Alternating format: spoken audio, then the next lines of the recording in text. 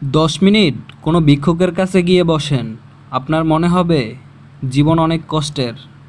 10 minute কোনো নেশাখোরের কাছে গিয়ে বসেন, আপনার মনে হবে জীবন খুব সহজ।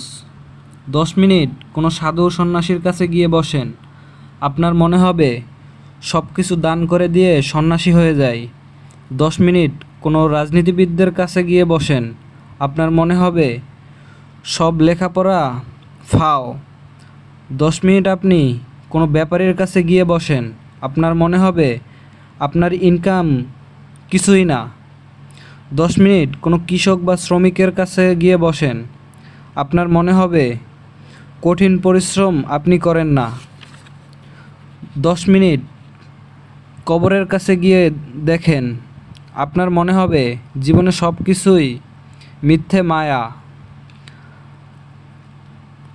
এই থেকে আমাদের এই শিক্ষা হয় যে আমরা যেখানে আছি সবাই সবার জায়গায় ঠিক আছি।